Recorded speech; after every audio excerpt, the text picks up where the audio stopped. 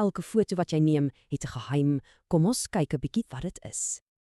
Ons almal ken daai gevoel. Jy probeer onthou presies waar 'n foto geneem is. Wel, die antwoord op daai raaisel is heel moontlik klaar op jou foon. Hierdie vingerafdruk is metadata en dit bevat soms nogal verrassende details. En dis nogal iets. Die data kan jou presiese GPS-koördinate stoor. Hierdie hele proses noem ons geo-etikettering en dit gebeur sommer outomaties. Goed, so hoe kan hierdie tegnologie dan vir ons van hulp wees? Jy kan basies 'n digitale kaart van jou herinneringe skep en nog soveel meer.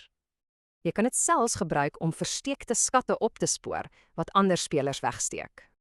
Maar dis hier waar dinge 'n bietjie meer ingewikkeld raak. As jy 'n foto aanlyn plaas, deel jy dalk ook jou presiese ligging. En hier sien ons die twee kante van die saak. Wat nuttig is, kan gevaarlik wees.